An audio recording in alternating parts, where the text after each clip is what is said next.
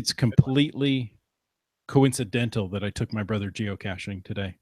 Is that like, hey, there's a geocache 138 feet from where we parked. Come on, you're going to go find it. Oh, okay. Okay. Is that so you didn't have to crawl through the brush? You sent him in? Yeah. Duh. Got it.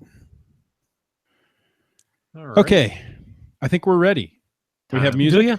Well, we have something. Okay. Themes of everything. I will start off this podcast since I can hear music. Yeah, I can't hear anything. Well, I can hear you. CWE. That's a new one. CNWE. We've been morphed. Let's go. Hit that music. Okay.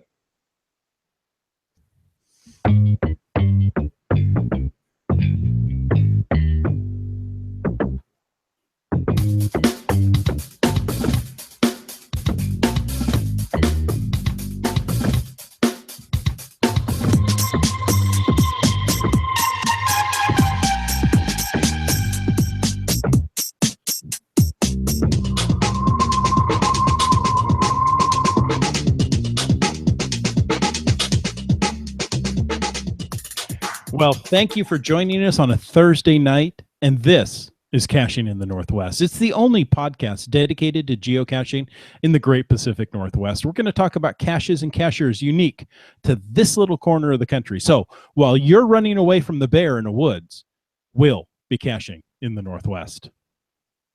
That's right. And that means it's also time to bring in our meandering monkey.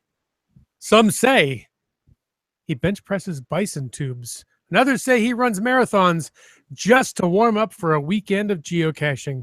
All we know is he's called Land Monkey. Hey-o, it's the Land Monkey. Good to be back here. You know, I'm just sitting here reflecting on when I saw you guys last, and it seems like so long ago. It was. Such good memories. Ah, well. You know, while I'm thinking of happy thoughts, I also want to be thankful for our faithful Denali level supporters, and that's Limax, Team Squirrel, and WorldCaching.com. And in fact, we just this weekend saw Team Squirrel and WorldCaching.com all in the same day. If we'd seen Limax, it would have been a perfect trifecta of Denali. Wow. It would. So Limax, you kind of let us down. No. We let him down. We weren't in the right spot. There you go. All right. Well, you know what? If you are interested in what we're talking about Denali level supporters or any kind of support, we would be very grateful if you would just check it out. You don't have to commit, but why don't you just take a look, click the Patreon link on the cachingnw.com website. Now, for tonight's show, we're going to talk about some geocaching news, and we're going to talk about some tips and tricks for teaching new cachers the ropes. However, before we get started on this amazing podcast, we want to remind you that that was interesting. We want to remind you that geocaching.com has spent many hours updating your profile page, whether you like it or not. And Caching in the Northwest wants to help you as well. So you know what? Submit a glow or a geocaching log of the week, and you can have a very own glow badge for your own profile page. So whether you read it, whether you read it or you wrote it, we want to hear about it because great logs simply make geocaching better. Send an email to feedback. What? We want to hear it if you read it also. Yeah, definitely. How would they send that to you? I would say send an email to feedback@cachingnw.com okay. Or call into 253-693-TFTC. Any other way? Better yet, use the voicemail tool right there on the website and show us how you glow. Yes, please call in or use the voicemail tool and tell us your story in your own words and your own voice. Otherwise, you're stuck listening to me once again. So, excuse me. Here we go. This week's, read by me, was submitted by Brylang. And it's from Campbell Valley Habitat Maintenance, GC 725 Papa 9. That's P9, logged by Professor P. Thanks for logging that, Professor P.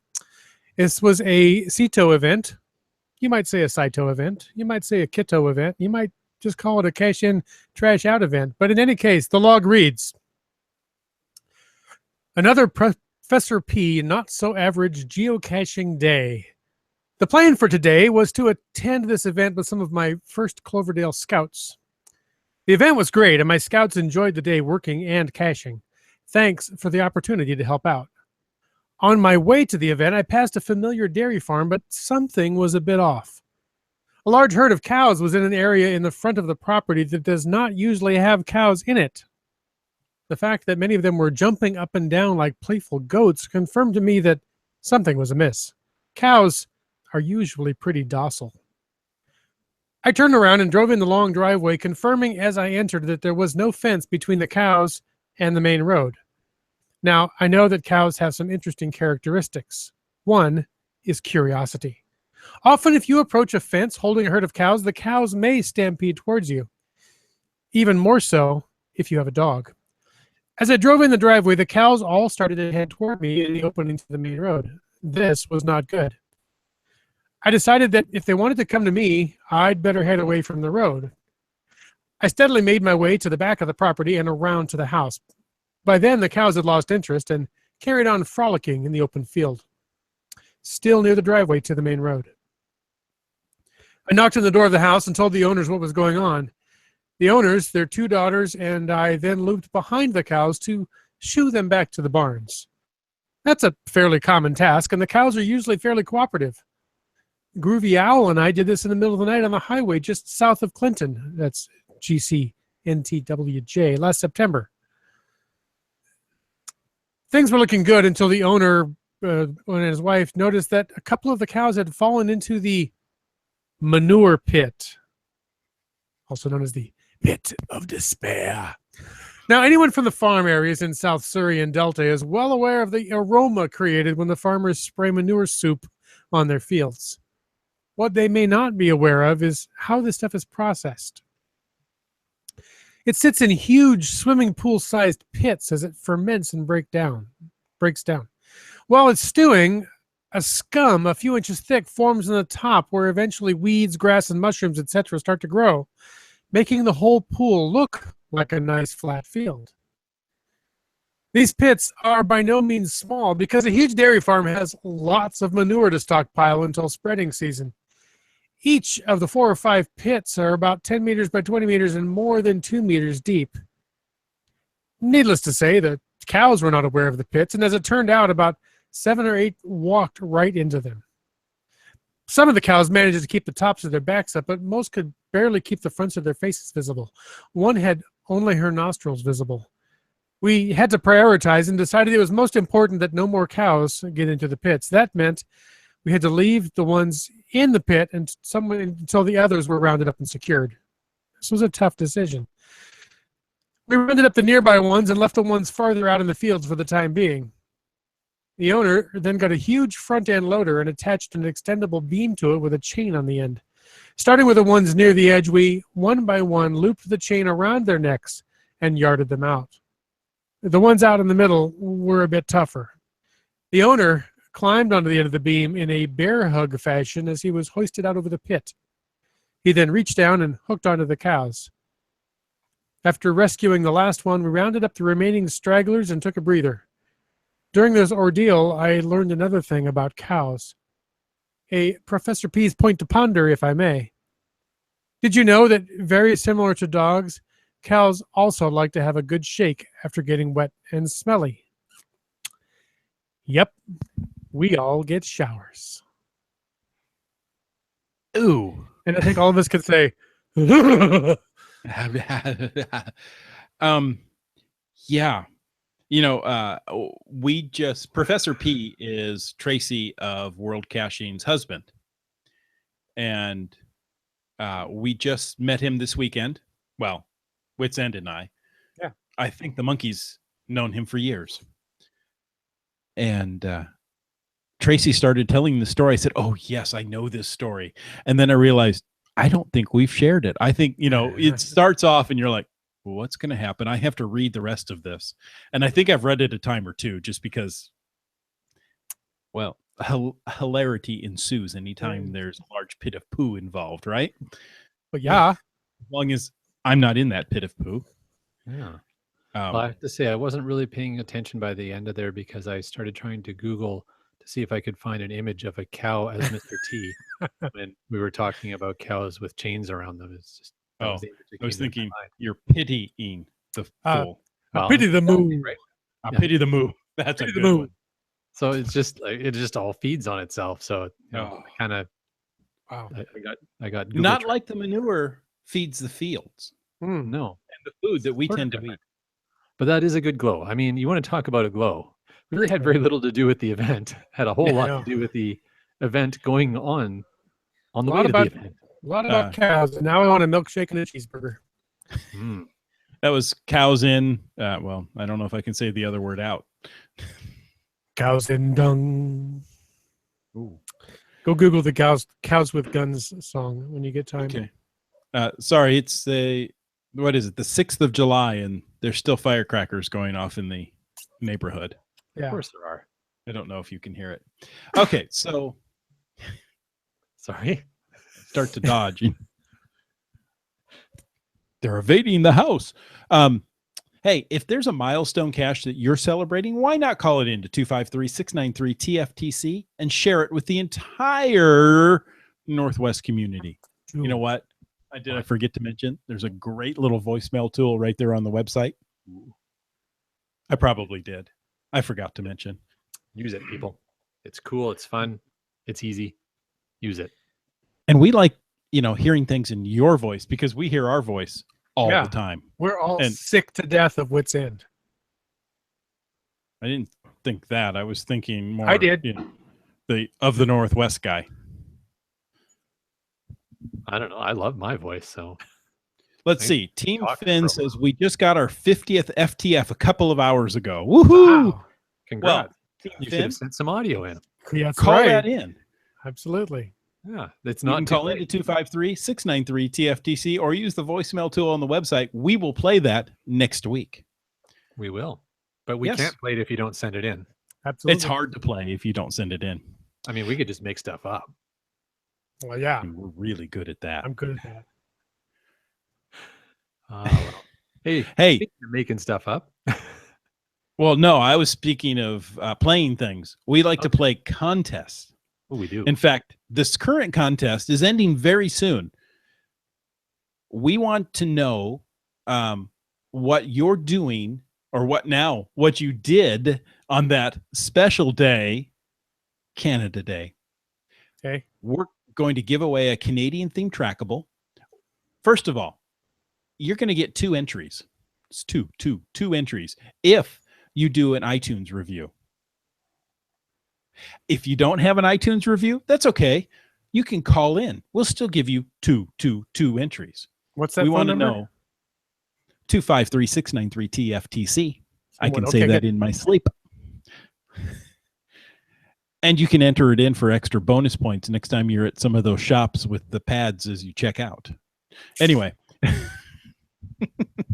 Just saying. Yeah.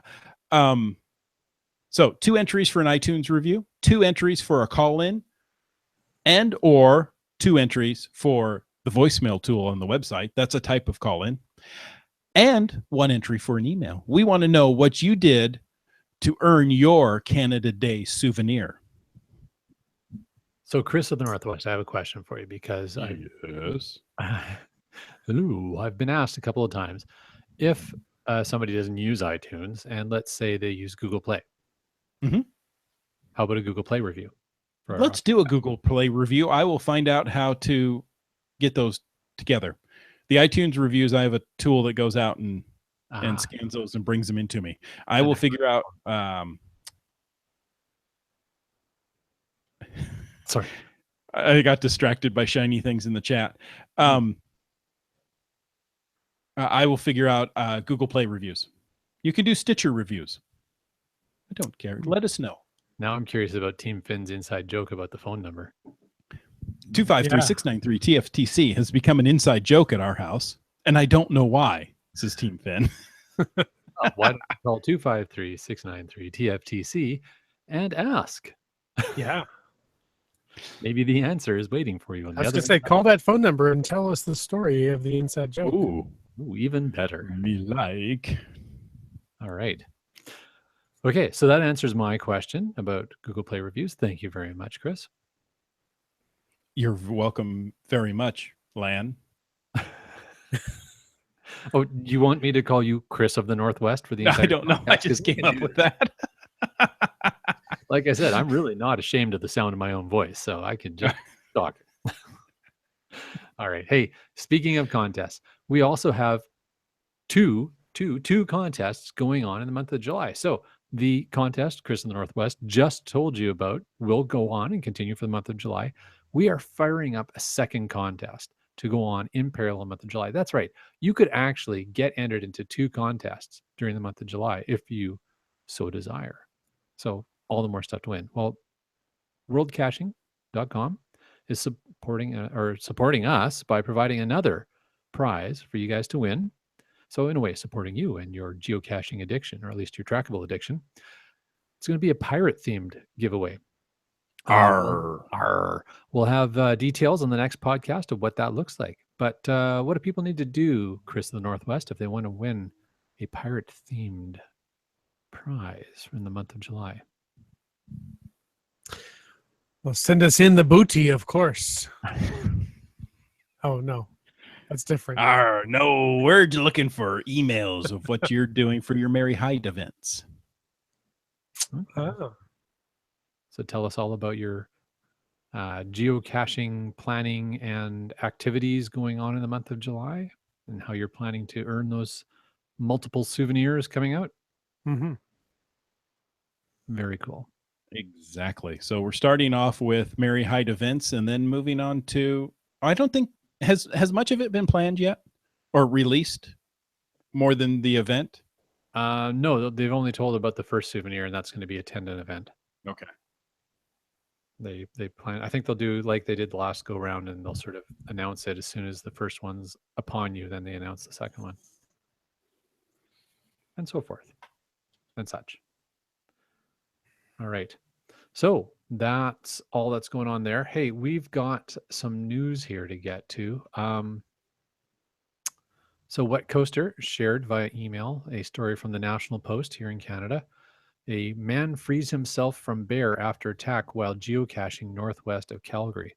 I heard about this one actually from Bry Lang, shared it on Facebook chat with a group of us. It was kind of scary. So here's the story. RCMP Sergeant Sean French says he doesn't know the type of bear, but says the area was remote and there isn't any threat to the public.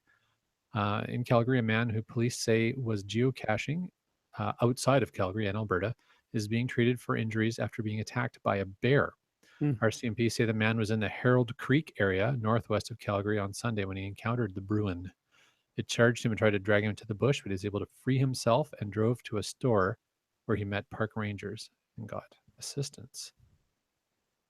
So, which end I think you've got another story to share on that same situation. Well, and there is actually it's a relatively new cache series that was published that this guy was going after. That's in a pretty remote area. Yeah, it's continuing in the bear theme here. Bear with us. Another Canadian news story about it says concerns were raised over geocaching after a man was attacked by a grizzly bear. So in the Water Valley area northwest of Calgary, not exactly BC, but in Canada, it's raising questions about geocaching. They describe geocaching, and it says the geocacher, after a brief struggle with the bear, the man was able to get away in his vehicle and drive to a store to get help from park rangers. So it sounds like it didn't end as badly as it could have. Paramedics say he was taken to the hospital with non-life-threatening soft tissue injuries throughout his body. The victim entered a DNF log after he was attacked by the bear. I think, I'm just going to go out on a limb and say, let the man claim the find. I'm just saying. Points for being an honest geocacher. Yeah. Credit to him, but maybe even a needs maintenance should have been posted. The log reads, didn't find it. I will type more when I am more up to the task. The search was cut short by local wildlife. I mean, how tactful is that? It could be a squirrel. We don't know that. Not sure I'll be back for a while. And I'm just going to interject my own little comment here. If it was me, though, a while would be never. If I'm attacked by a bear, I am never going back to that cache. Doramore says, we need to hear that glow. Yeah, no kidding. I think you did. I think you just did.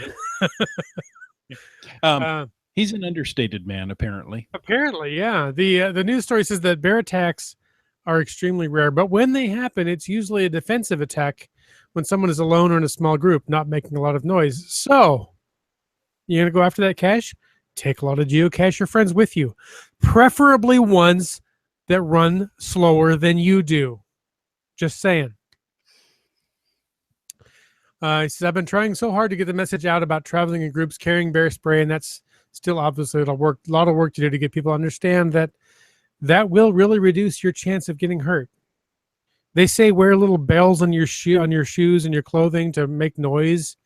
And then when you find droppings in the woods, you can tell which droppings are the grizzly bear droppings because those droppings have little bells in them.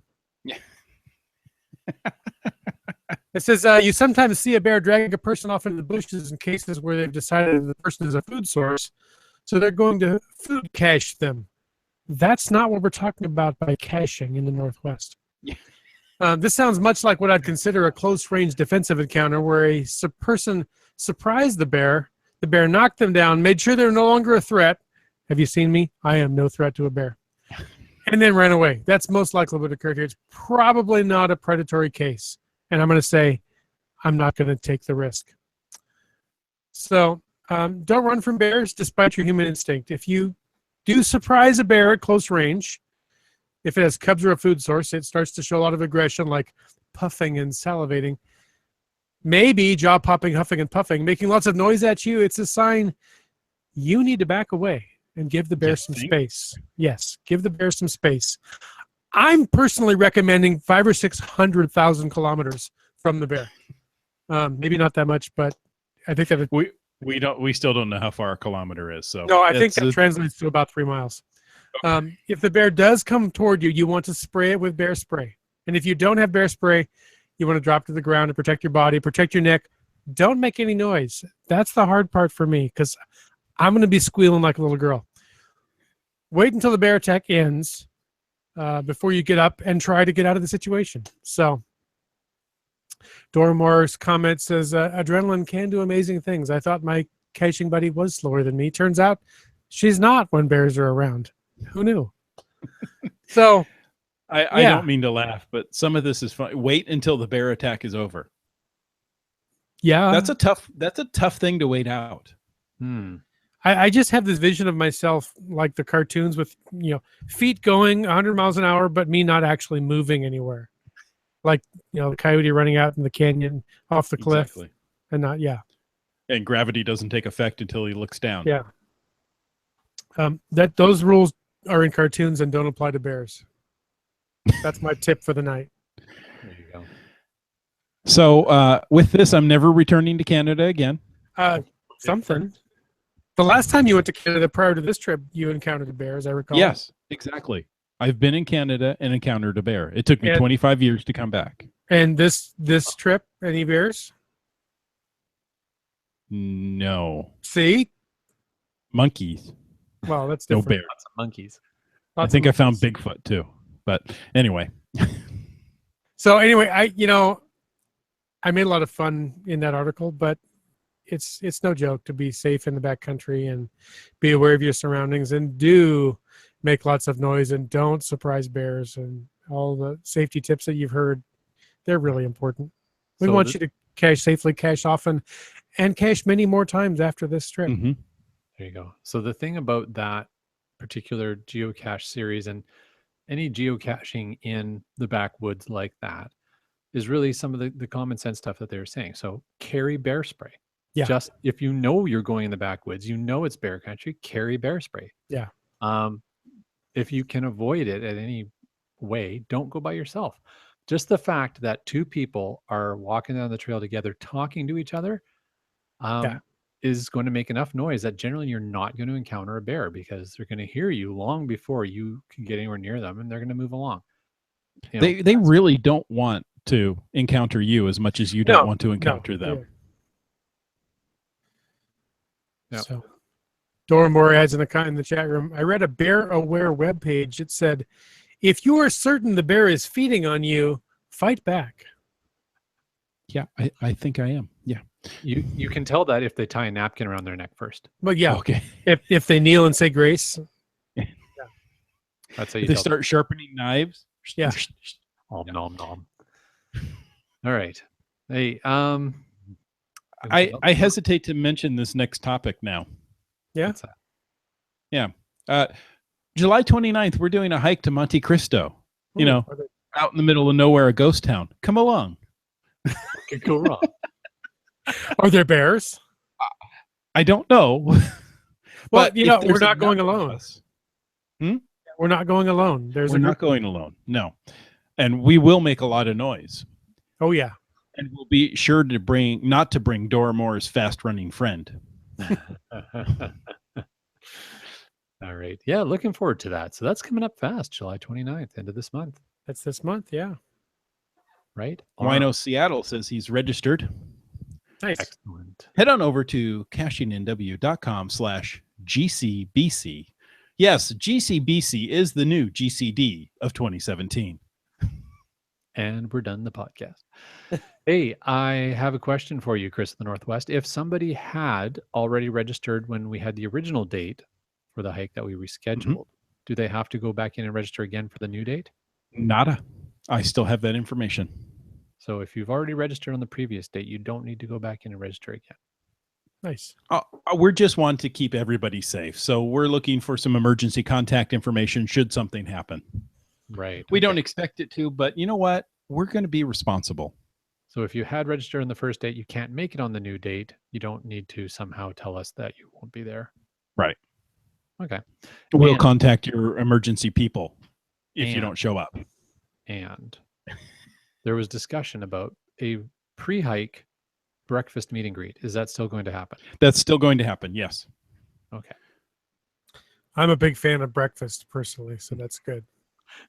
What about pre-breakfast? Well, second breakfast, 11sies, all of the above.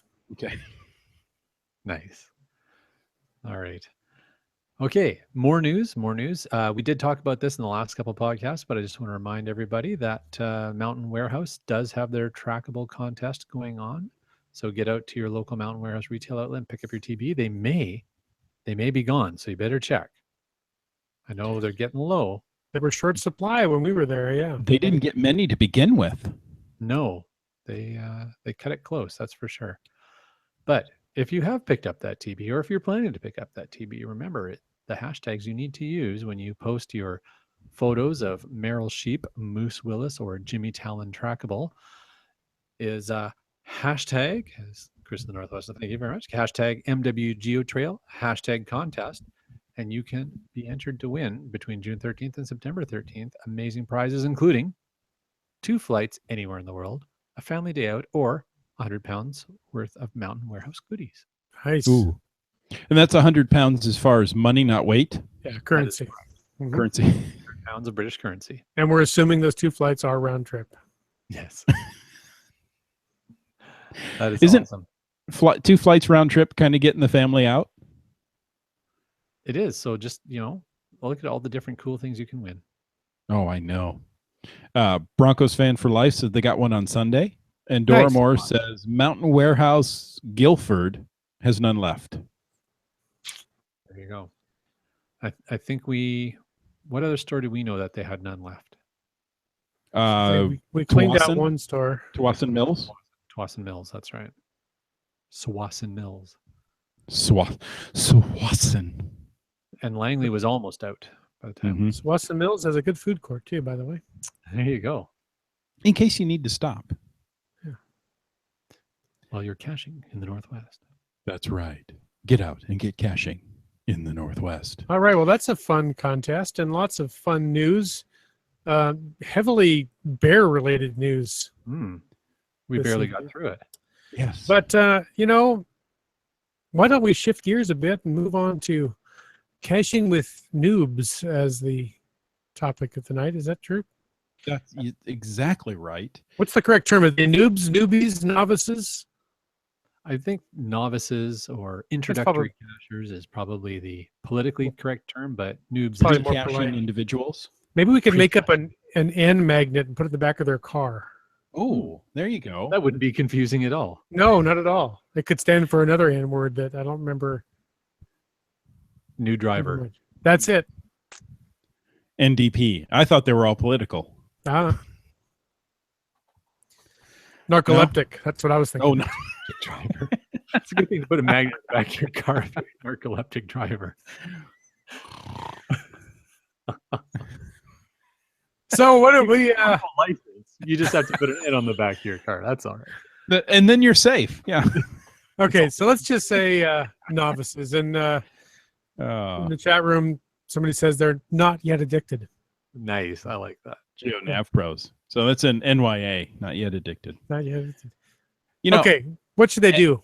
as I launched this podcast today, I mentioned that my family and I went out to eat, and we're visiting my brother. You maybe notice the surroundings are a little different. They are different. Yes, and I'm feeling a little blue.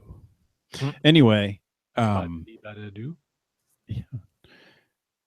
when we got back to the car, there was a geocache within 130 feet of the car, and I told my brother, "Here, take this phone, follow the arrow. Let's go find your geocache." Oh, okay. He walks to it, okay, 2 feet. Now what do I do? Well, we start looking for possible hiding places. So that was fun. I did that without thinking of the topic tonight, but how appropriate. And you took him to like a really cool location, elaborate, well-crafted cache, right? Yes, it was a lamppost cache. Of course it was. Oh, right outside his favorite restaurant. He's been there so many times. He goes, and like most people, first time they lift up a lamp skirt, they're like, "Oh, I didn't know this lifted up." The only ones that do are geocaches and electricians. Yeah. So as when you're going out with a noob, or perhaps you are a new geocacher, the first thing we want to do is set you up for success. So start your geocaching adventure looking for difficulty 1, terrain 1 geocaches. Perhaps you have to look for 1.5, 1.5, because, well, that's what most of them are now. Yeah, you know what? I would not even so much worry about the terrain rating, but just understand what you're getting yourself into if you're a new geocacher. So take the time to watch the little videos that they have on the geocaching.com website. That's really helpful. You can be brand new to geocaching, but an experienced hiker. So maybe the terrain isn't going to put you off. But I would agree, try and err on the lower difficulty for your first few caches, and it'll be a more rewarding experience. Exactly. Wino Seattle says in the chat that newbie is the proper word. Noob is more derogatory. Okay. So newbies. Newbies. There you go. And we were all newbies once. Exactly. Well, I think so. I don't think Land Monkey was ever a newbie at geocaching. Yeah, I was. August 2012. Okay. So after you've selected an easy cache, the next thing you should do is go check the logs to make sure the geocache has been found recently. This will let you know if the geocache is really where you think it might be. That's good advice for experienced geocachers as well. Check the log. Yeah, that's true.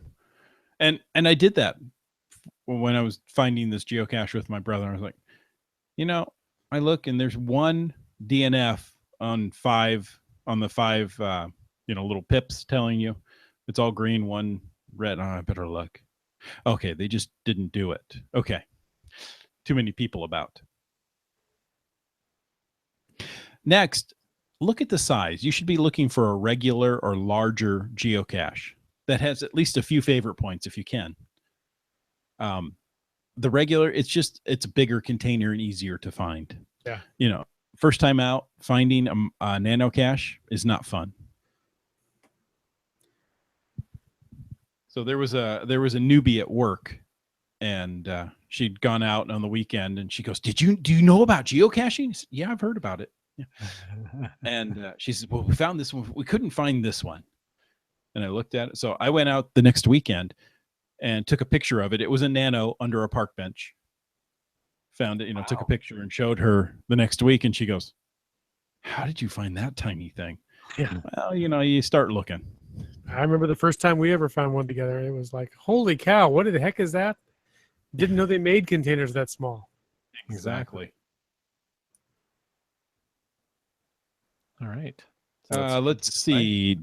Start Cacher says, actually, I have my oldest found LPC cache as a personal stat on my profile page. There you go.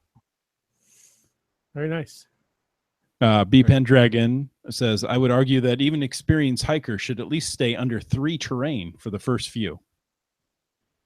I think I get where he's going with that, but I was suggesting in the sense of if you're planning to do that hike, that 20K hike up the side of a mountain anyways, Right. because you're an experienced hiker and you're going to do that hike, you look at the map and go, oh, there's a couple of geocaches on the way up that hike. Then awesome, give them a try. But yeah, I would agree that generally speaking, you want to, go low difficulty, low terrain for your first few, just to sort of get the hang of how the game works. Exactly. And I don't think we have to tell you, but did you know geocaches are often cleverly hidden? Really? Yeah. And sometimes they're not. And sometimes they're not. Sometimes they're right out in the middle. Is that? Sometimes they were cleverly hidden. Exactly. They might be camouflaged to look like a rock or blend into the environment. So if you're stumped while looking for a geocache, check out the recent logs as a hint. Oftentimes people will say, this was a very clever hide. I touched it several times before I realized it was the container. Okay, so let me start searching with my hands. Yeah. Good advice. Right? The logs should not read, it's a fake rock, third one in on the right. It's gray in color. No. If it's a fake rock in a field of rocks, I actually don't mind those kind of logs. There was a fake rock in the middle of a roundabout filled with rocks. And I looked at that and I go, oh. Luckily, my son had some sporting practice. Can't remember which sport, maybe baseball, in the area. So I had 3 or 4 times where I had, half an hour free. And I would just take another rock and start tapping. Because, that fake rock sounds different when you tap it. That's a good strategy. And then I crushed that fake rock and disabled the cache. No. Bring a clubby along and start tapping rocks. Yeah. Clubby. Nice. I love it. As a last resort, you can email the cache owner for additional hints. I think as cache owners, we've all received those kind of emails, haven't we? Yeah, we can. And you know what? If I know it's a hard hide and the FTF has already been grabbed, I'm usually pretty good with giving people extra hints if they feel they need them. I always, give them a generic answer and then say, I don't want to spoil it for you. If you want more information, feel free to email back. I'll give you, right up to the exact location. But I don't want to say, oh, well, it's right here and, just go do this. It kind of ruins the aha moment when you find it. Exactly. So cool. Some good advice there. Some more advice is, number one, and something you always want to make sure you teach if you're teaching some new cachers how to cache, always bring a pen. Just always have a pen on you. Always sign the paper log and log your find online. And, we would always encourage people to write great logs and, don't get into the TFTC habit. Yeah, well, I got a TYTFTC this week. Oh, well, that's very polite. TYTFC. Wow, that's extra letters. Extra letter. I was moved. Yeah. Oh dear. Well, and it's good as well to coach new cachers on, these are the principles of the game. Always sign the paper log and then log your find online.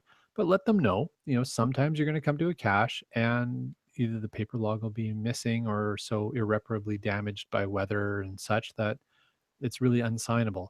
And in those situations, it's okay. You can just log it online. But mention in your log that there was a problem with signing the cache, and then that way the CO knows. You know, down because I'm in the show notes. Oh, Somebody here it is. Mr. Casa said, make it clear they do not need to maintain other people's caches, and a need maintenance and needs archived logs are okay. Oh, Mr. Kazwa, yes. Kazwa, sorry. So I thought that was really good. That, you know what, as a newbie, you don't need to maintain other people's caches. Don't worry about putting in new logs, or, you know, just go out and find it. Yep. And if, you know, you look at it and you go, I can't sign this, a needs maintenance log, there's nothing wrong with that. No, Right. needs maintenance good. I would be apprehensive about a needs archived unless there's something seriously wrong about how and where the cache is placed. If Yeah. it's Right. dangerous, if it's you know, trespassing, if it's, you know, on private property and such, then a Or needs if it's Thursday night and we're on a podcast. well, And yeah, the CEO says the cache needs to be archived. Just that's cool. hypothetically speaking, I don't know. I don't see a problem with that. All right. Oh, else? we're never going to get another cache published. In the chat, Dora Moore says, if I ask for a hint, I usually say nudge, so they know I don't want to spoil it completely. Yeah. Nice. To which Wino Seattle says, I say look harder.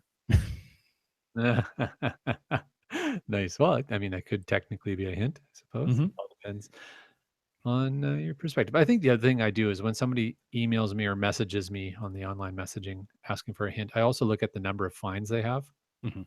Yeah. And then I think about how hard my cache is, and I go, okay, well, you know what? Yeah, for that one, you've only got 10 fines. All right, let me give you some. Yeah, you coaching probably here. haven't seen this style before. Yeah. Exactly. Some more advice for new cachers is put your phone or your GPS down when you're within 30 feet, 10 meters of the hiding spot. Certainly the margin of error on most sets of coordinates people take, once you're within 10 meters, at that point, yeah, you're going to have to start using your eyes more than just depending on the It's hard not to say, well, use your geosense. They don't have geosense yet. It's just developing. Right. Yeah, we talked earlier, geocaches come in all shapes and sizes, so don't rule anything out. Good reminder, geocaches should never be buried. There you go. The show notes say will never be buried. That's not entirely true. Sometimes sometimes a cache has, and this is why looking at the logs is so important. On a recent caching trip, actually just this past weekend, Mrs. Land Monkey and I did to Larrabee State Park. There are a few caches on the trail we did that hadn't been found since last fall. And they were buried, but they were buried by like leaves and needles. Mm-hmm. So it happens, right? That just happened this weekend to us. There you go. Overlooked an obvious cache. Like, no, it's not there. It was. Well, it wasn't there. It was there. Well, we were in the correct area, but it had been so covered by pine needles that it may as well have been buried. Yeah. Oh, that one. Right. Yes, I remember that one. The pine needles, in essence, raised to the forest floor to the point where the cache was underground. Yeah. Well, that one was kind of threw us off a little bit too, because there was a pile of geosticks at the next tree over. It was a perfect pile. Well, that's obvious. Let's go. Oh, it's not there. Yeah. I don't know. Now what do we do? Penis there? I don't know what's going on with that. Anyways.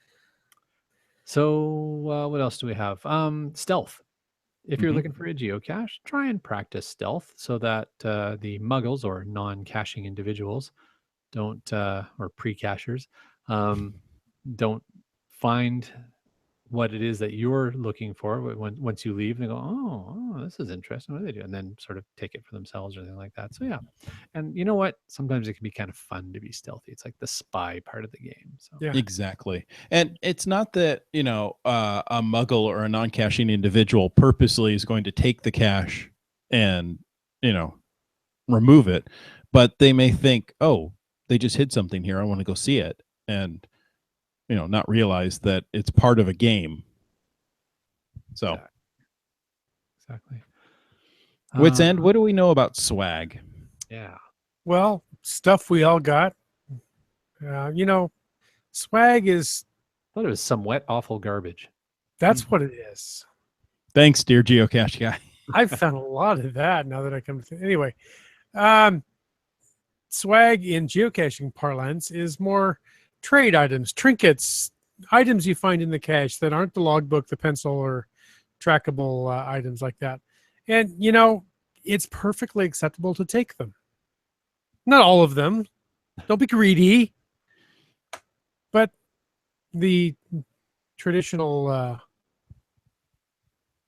philosophy or mindset is if you take something, leave something. And a lot of it's for the kids. This is a great family hobby. Yeah. And especially when I started, my kids were much younger than they are now. Oddly enough, most people were younger when I started geocaching than they are right at this moment. Anyway, Geocaching has really aged you. yeah, that and a lot of other things. But my kids were little kids back then, and one of the reasons that they enjoyed looking for geocaches was to sort through the swag when we found the cache. And there may have been a few occasions when I let them take a trade item even when I didn't have something to trade, because, well, it made my family happy, and therefore I got to keep geocaching. But as a general rule, if you take something, leave something behind of equal or greater value so that somebody else has something fun to find.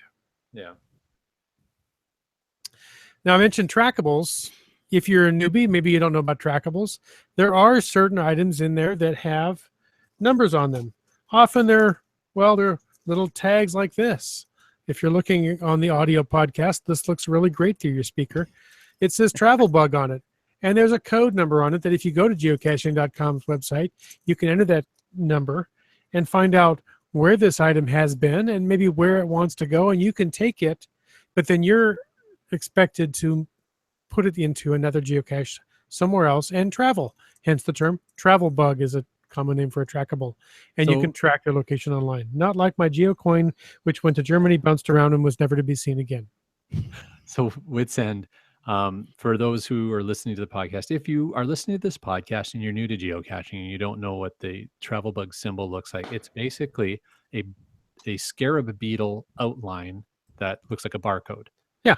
If you see that around, that's a geocaching travel bug. You can see it on stickers on some cars, and then it'll have like a 6, I think, letter and number, alphanumeric code underneath it. This one is 6, yes. Mm-hmm. Yeah. So there you go. So that's travel bug parlance. Exactly. I've got to include something Dora Moore said in the chat. Okay. She says, my favorite stealth story, we took a group of grade 5 students to a muggle-filled park. I talked to them about stealth. The cache was under a train platform at the end of the line. They pretended to tie one kid to the tracks. He looked for the cache while the rest took his picture. Way to blend it in, kids. Nice. That's awesome. I love it. No word on whether that student is still tied to the tracks at the current time, but We didn't hear he ever got untied. I'm just saying. When you have an entire group of grade 5 students, are you really going to miss one? There's always that one that you want to tie to the tracks. There's a few, yeah. So, tie them to the tracks, log the cache, and move on. I'm kidding. Don't do that. Caching in the Northwest does not promote tying any children to the tracks. And when we're looking for caches and out enjoying the great wilderness and environment that we're finding caches, the entire world really is our game board, is it not? It is. And who likes to play in a messy, ugly, trash-filled game board? Nobody. So if you're out there, make it nicer for the cacher that comes behind you and practice a little cache in, trash out. There are actually events and days of the year specifically dedicated to cache and trash out events. But it's a good philosophy and a good practice to keep track of all year round. So you see some junk over the side of the trail, especially right in the geocache, pick it up. We've all been, I think most of us experienced caches have been down a trail where there's no way you're going to make an impact. There's a homeless camp right at ground zero. maybe you can't make an effort there. But if it's just a bottle or whatever, pick it up, take it with you, take it out. Keep the game board clean and happy for the rest of us. Exactly. Another thing you may consider is attending a geocaching event to meet other geocachers, because local cachers know where the best place is to hide bodies. I mean, the best geocache hides and how to get there. You may have looking at this and going, we can climb over that mountain to get there because the guy on the riding lawnmower told us so. But if you talk to other geocachers, they'll tell you can drive right up to it. Yeah. Geocachers know. Hey, well, and on the topic of events, sometimes it takes new geocachers a while before they feel comfortable coming out to an event. Just for anybody listening to this podcast in the Metro Vancouver area, July 18th is going to be a great Saturday to come out for events in the city of New Westminster. If you go to, I think it's Queen's Park in New Westminster, there's a big event going on there. Not a geocaching event officially, but some of us Metrovan geocachers are going to be there, led by Dora Moore, holding classes for teaching folks how to geocache. So that'll be going on Saturday the 18th. Or I keep saying the 18th. It's the 15th. I was going to say the 18th is a Tuesday. I'm monkey. It's a Tuesday. I'm sorry. Saturday. I don't know why the 18th is stuck in my head. Trust me when it comes to dates and times. All right. Saturday the 15th of July. That Dora Moore knows how to throw an event. Yes, she does. In fact, one of the replies on Twitter was Dora Moore, and she said, "Take them out and find a few with them." I'll tell you more after July 15th. There you go. Yeah. So, that's one thing to do. That's not an official event, but on the same day, that evening, we're going to have a Mary Hyde pirate themed event that you will get the electronic souvenir for in the same city in New Westminster, down by the riverside. So the 15th, if you're listening to this podcast early enough and you are in the Metro Van area, is definitely a day worth coming out to New Westminster for the day and doing some geocaching. Wait, are you going to be in the Metro Van down by the river? I am often in the Metro Van down by the river. Yes. Okay. So we've covered CETA. We've covered local events. Yeah. Remember that not all geocaches are physical. And this, this comes into knowing your geocache types. But, a new geocacher may not know that. There are earth caches. There's no physical container there. Virtual caches are the same way. And puzzle caches, for the most part, the container isn't where the cache coordinates tell you. You have to go figure that out. So it's just one of those things that, it's unfortunate the first time you go out and you think you're going to find something there. But take a look at the different types of geocaches and see what you come up with. Yeah. Of course, we're going to tell you stick with the traditional for your first couple. Mm-hmm. Multi-caches are fun. Well, and I think that ties in nicely to some more feedback that Dora Moore had via Twitter, which is great advice for new geocachers, which is read the cache page. Know what you're looking for. Yes. For example, are you looking for a multi that maybe has virtual stages rather than containers? So you need to, a virtual stage means that you're probably looking for a sign. You're going to read that sign to get numbers off of it somehow to put together coordinates for the next step of that multi-cache. But, that's really important. The cache page, more than often, unless it's a devious geocacher, the cache page will give you some sort of indication what to do. On a puzzle cache, often it won't, but at least it'll let you know that the cache is not at the hidden coordinate, or not at the coordinates of the question mark. Right. In fact, with the puzzle cache, I would generally assume, unless it states otherwise, that the cache is not at the given coordinates. Yeah. Exactly. And, often they will tell you the cache is here. The puzzle is figuring out how to open it. Yeah. Yeah. That doesn't happen as often as solve this riddle or puzzle to find the coordinates where the cache is actually hidden. So we got Twitter replies from Brylang. It says, Really? Don't replace caches without permission from the cache owner. Oh, Twitter. Sorry, I thought you said that he was in the chat. No, I said Twitter reply from Brylang. Yep. He's not in the chat tonight. He's elsewhere. We're Brylangless. However, we have somebody who stepped up to be the research department, and I believe that was Wino Seattle. So thank you for stepping up. Yeah, because Dormore immediately called not it. Yeah. 1, 2, 3, not me. So don't replace caches. If you go out and you go, I can't find this, I'm just going to put another container down so I can make the find. Not cool. Yeah. So shall we say it that way? We've had discussions on this show in the past about that kind of concept, and the whole principle of throwdowns is what they're called. So basically, if you can't find the cache and you have a spare container on you, that you just drop it in place of that cache. That is an exception rather than the rule. Most of the time, if you can't find it, it's probably there. You just can't find it. Yeah. There's only very specific circumstances where I would say it's okay to do a throwdown, to drop a replacement. But even then, you should probably be, looking at the logs before you go out. Oh, there's a bunch of DNFs on this. Reach out to the CO before you go and say, hey, I'm going to be hiking that trail where your cache is. There's a bunch of DNFs.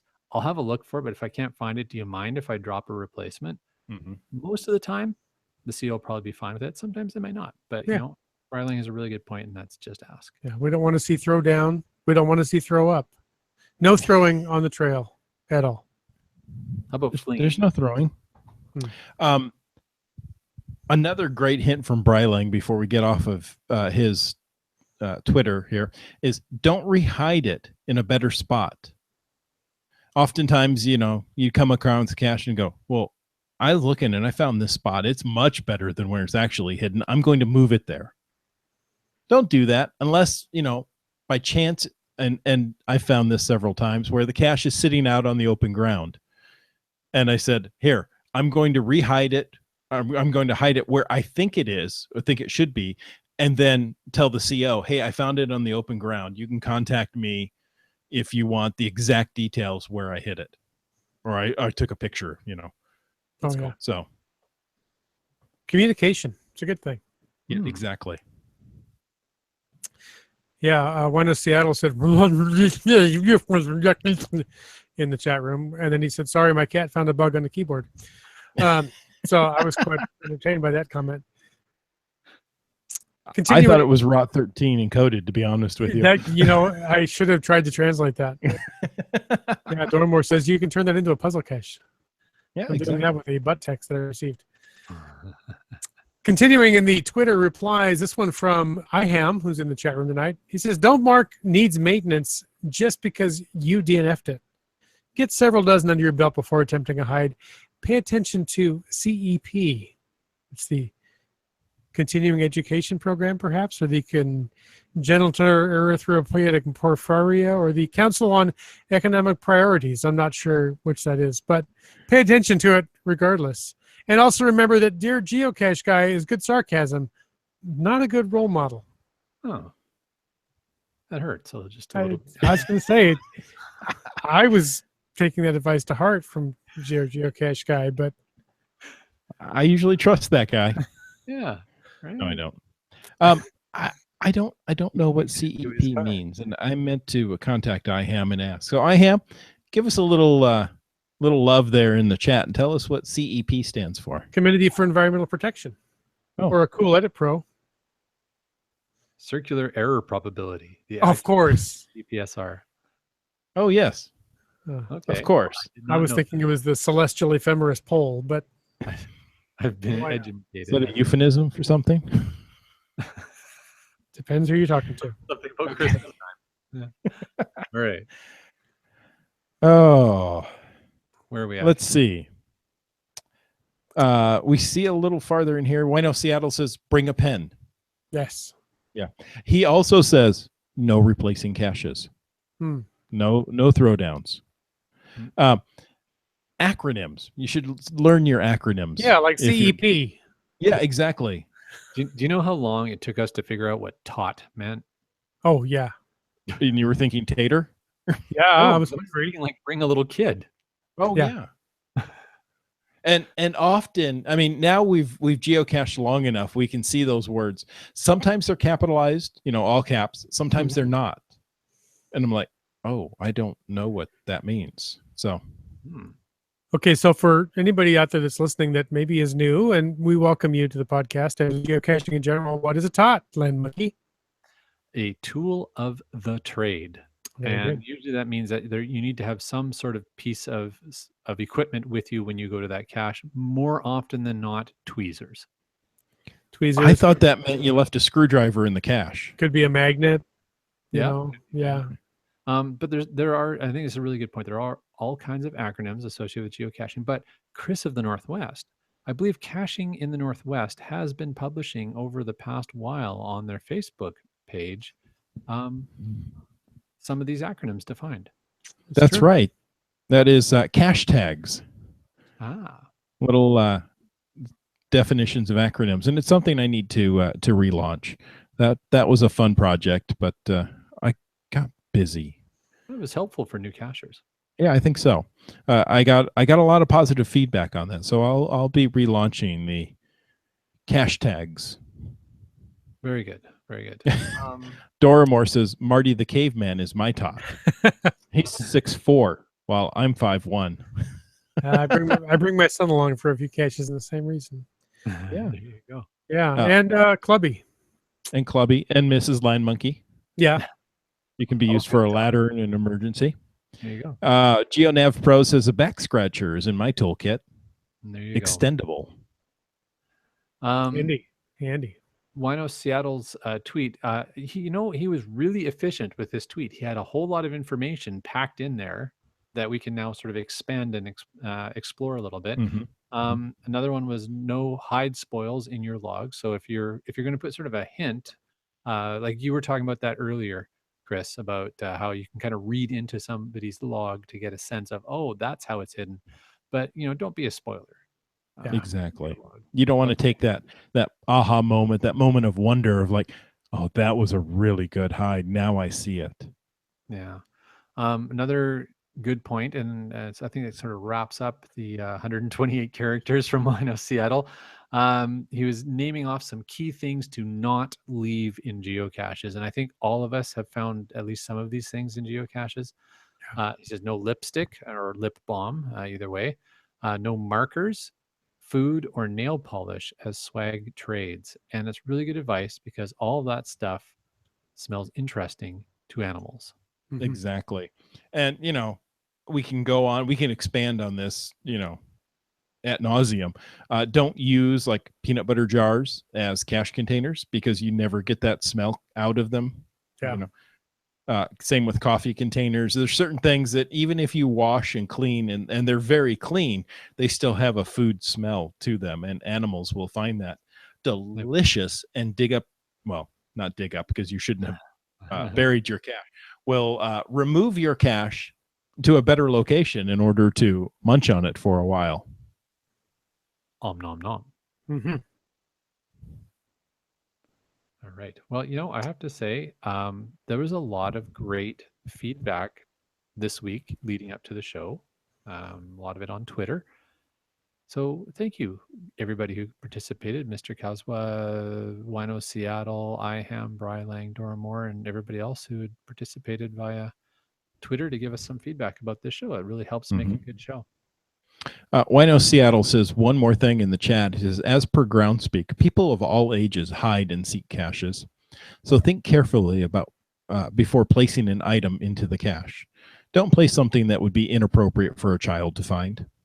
Such as explosives, ammunitions, drugs, alcohol should not be placed in a cache. Respect local laws at all times. Please do not put food or heavily scented items in a cache. Animals have better noses than humans, and in some cases, cache has been chewed through and destroyed because of food items in a cache. Yep, absolutely. Great advice. Now, before we wrap up this topic, I'm gonna drop a thought here that we won't have time to really explore, but I want to use this as sort of fodder for a future podcast. So I want to get the audience thinking about this. I want to, maybe start just a brief discussion, but I don't really want to get into it right now, but I want people to be thinking about this. If you're going to teach a new cacher how to geocache, do you teach them on a phone or do you teach them on a GPS unit? Now, I bring that up because there's been some debate in the geocaching community that I've heard about it, that a lot of people do. Well, you teach them on a GPS. Yeah, well, you know what? Most people who cache, who are new to caching now, Right. they're not going to go out and buy a GPS. Yeah. They're going to install the app on their phone. I would say phone for that reason. It's more accessible to them. I would agree with phone as well. Yeah. But there you go. So if you disagree with us, or if you agree with us and have other ideas about that, call 253-693-TFTC. Send us an email. We want to hear your thoughts on, should you teach new cachers by using a phone or a GPS? And one more thought I'd love to throw out here. Yeah. I got an email this week, and I neglected to put it in the show notes, and I'm frantically looking for it right now. As I recall, if it's the one, this is the one I'm thinking of. Yes. The question regarded reading the hint. Exactly. They wanted the cacher wanted to know, is reading the hint, does that lower the difficulty of a cache? And should the hint be considered as part of the difficulty of the cache? So if you've got a difficulty 4 geocache and you put a hint on there that lowers that difficulty, should that hint be taken into consideration when adjusting the difficulty? Yeah, I think yes, I always do, because you have the option of not putting a hint. I've come across many geocaches where there's no hint, or my favorite, no hint needed. Yeah. And you should not be able to type one. Yeah. Yeah. You don't have to type something in this space. Yeah. Stop it. Oh, well, I would love to be all high and mighty and say that I always look for the cache first, and then if I have trouble, then I read the hint, and then, which is really bogus because I just read the hint right off the bat. Most people probably do. Yeah. I really feel there are 3 categories of people when it comes to hint. Those who always read the hint, it may as well be part of the description. We're going to read it. One of the other type is, I'm only going to read the hint after I've looked for a little bit and I can't find it. And then I think the last one is, I'm never going to look at the hint because that just cheapens the whole experience. Cheap. Yeah. So, I've gotten into the habit, and maybe I shouldn't have, of reading the hint first off. So this comes from Andy. Is the difficulty rating for a cache based on whether the hint is read or not read? By definition, the hint would reduce the difficulty. But surely the rugged, tough, I want to conquer any cache crowd won't read the hint before they look for the cache. So what difficulty rating should an owner put on a cache with a hint worth its salt? Well, I don't think it affects the difficulty rating per se. Sure, it might make it a little easier to find than without it because you have more information going in, but that's your choice. And it is encrypted so that you can't just accidentally read it. You have to choose to read it. Mm-hmm. Oh, that's a really good point. You do have to choose to read it, don't you? Let's see. I'm used to using Cachely, so I have to look on the geocaching app. But with Cachely, there is a switch in the settings that decrypts the hint for you. Otherwise, it's not decrypted by default. But I believe on the geocaching app, it's decrypted by default. Is it not? Not sure. I'm looking right now. I'm pulling up a cache. Let's see. Why? Let's look at this cache. I know I have to tap it and see geo to read it. And we've got read more attributes. We've got folks in the chat. And this one doesn't have a hint. Hey, Chris? Yes. We've got folks in the chat who are kind of in both camps on this. So Start Cacher saying, I consider the hint is not part of the difficulty rating. I am saying that hint is part of the description. It's just not the obvious part. So yeah, people have different opinions about it. And I think that's fine. I think like a lot of things in geocaching, this is something that's open to interpretation, and Yeah. there's some room for play. Mm-hmm. And if you're a cache owner and you really want people to work on the puzzle without hints, then don't put a hint. Exactly.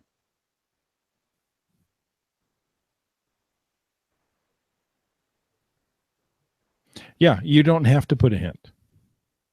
Even if it's difficult, you don't have to put a hint. That's right. All right. So at this point, since we're having a long pregnant pause, why don't we talk about what's coming up in our next shows? Well, Land Monkey, what is coming up in our next shows? Well, our very next show, which will be July 13th, that'll be show number 207. We've got Peter Lawrence from Metro Vancouver Parks joining us. Looking forward to that. Love it. On July 20th, we are talking with Magnus, a Project GC, about the virtual GPS and how to use it. Awesome. And then on July 27th, that's episode 209, talking about creating a puzzle cache series. Fun. We know somebody that just did that. Yes, Yeah, we we do. Yeah. He's they're- upstairs right now. Yeah, they're pretty awesome. Thank you. So those are some great upcoming episodes of Caching the Northwest. Be sure to come back and join us. But until next week, when we talk about Metro Vancouver Parks, what if, let's say, somebody wanted to find out more information about Use There, guys? Where would they find something about the land monkeys on the interwebs? Well, you can check our blog, landmonkey.blogspot.ca. But I would say the best way is to follow us on Twitter and Instagram at LandMonkeyGC. You can also find us on Facebook, Team Land Monkey, and of course, our YouTube channel. Just search Land Monkey on YouTube. Wits End, my friend. How about you? Sir. Well, I would say that Twitter is probably the best as well. Twitter.com/witsend. It's probably where I'm most active. There's also a Facebook.com/witsend. You'll find stuff there too. If you want really interesting, fascinating information, as I always say, go to landmonkey.blogspot.ca. Chris of the Northwest, you, sir. How about you? Oh, I love that. You know what? Again, Twitter is where I'm also more active. That's cashingnw.com. No, that's twitter.com/cashingnw. There's a comment there somewhere. It's been a long week. All the right words were there, just not the right order. You can also head on over to Facebook as Caching NW and Google Plus as Caching NW. You know what? Because I get this wrong all the time, head on over to cashingnw.com/hosts. I usually get that one right. And read our bios, and then you can find the links without me having to read them out to you. And you click them, and they just work. Nice.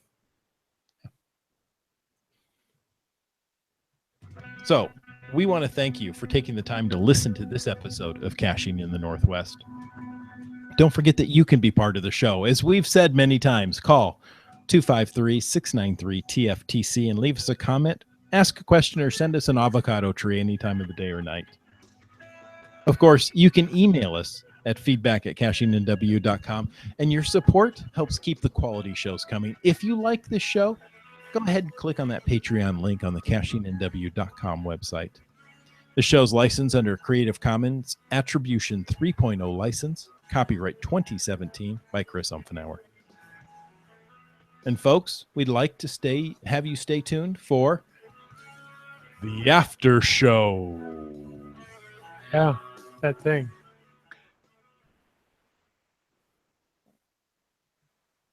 So we still have some more talk on hints and difficulties. Great. We start with IHAM, who says hint has no bearing on the difficulty. That's just my 2 cents worth after inflation. Well, and as we learned in Canada, that rounds down to 0. Oh, That's yeah. right. GeoNav Pro says often put a hint in not to help or to help not. Okay. Often put a hint to help not destroy the environment. Makes it easier for the find.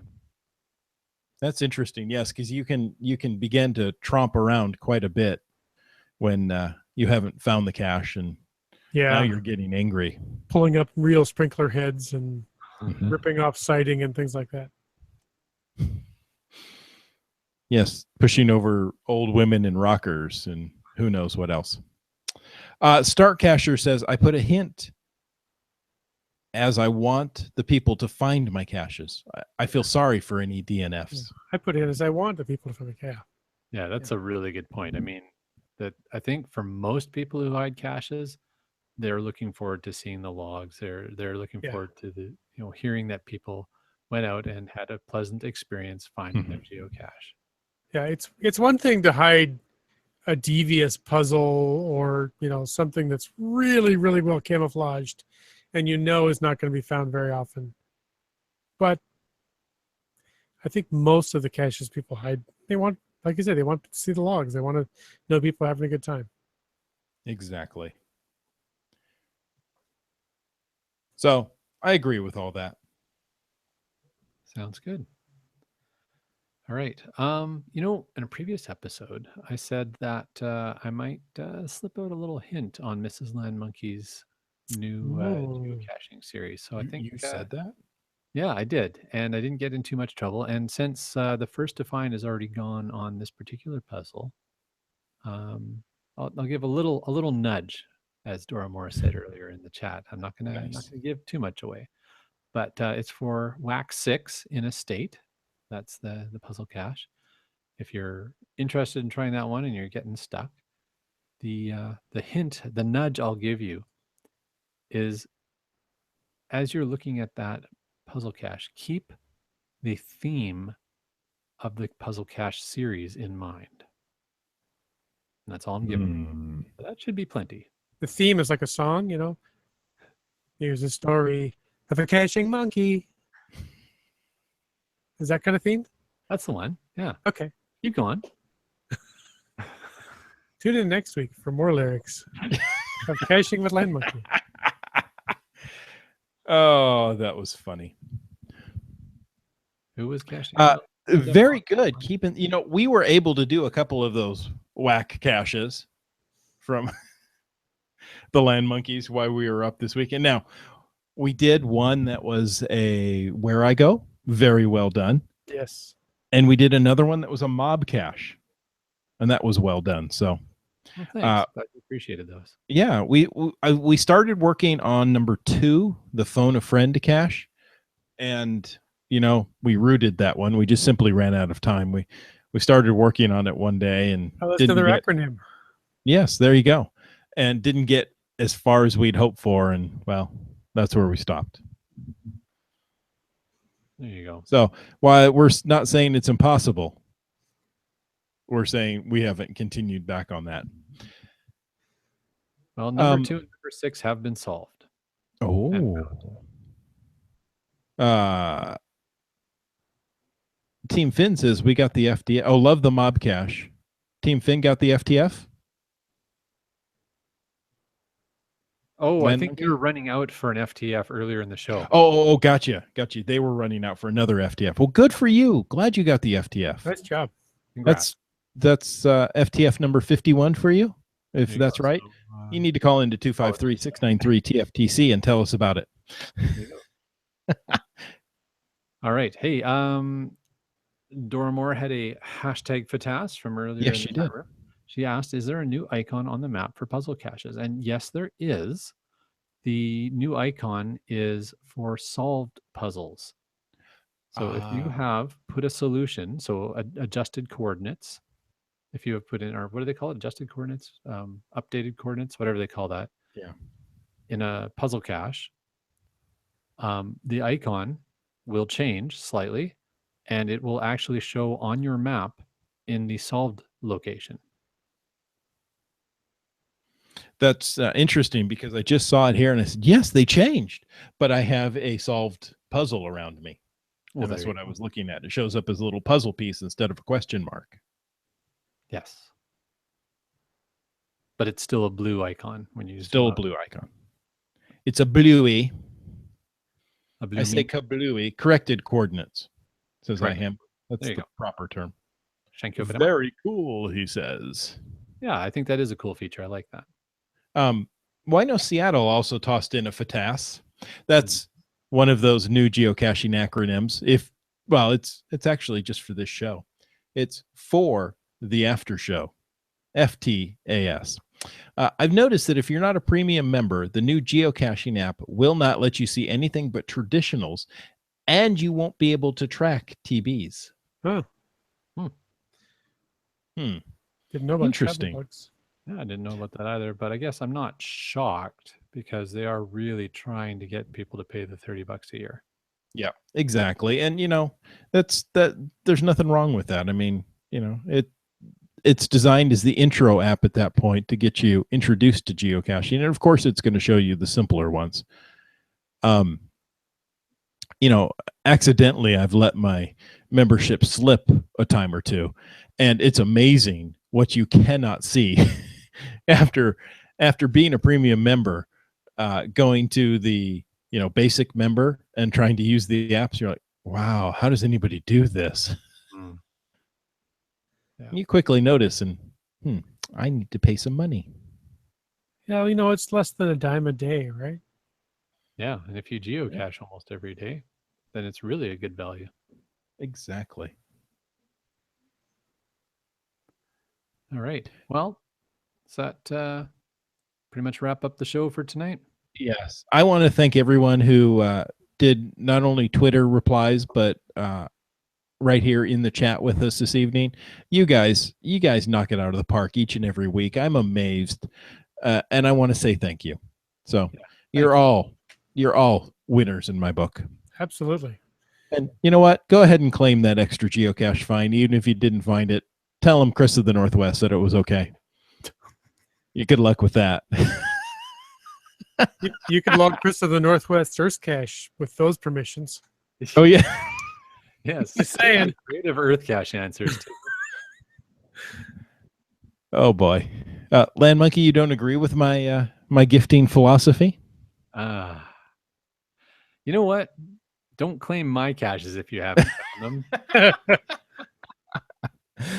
Okay. Claim Chris of the that's why you should listen to the entire after show. You never know what I'm going to say.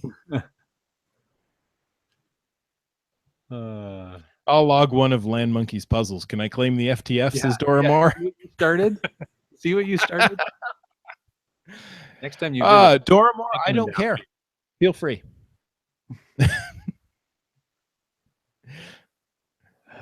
Just be careful. He may sick his bear on you. Well, views expressed by Chris of the Northwest do not adequately reflect geocaching policy or the policy of any other living person on this planet.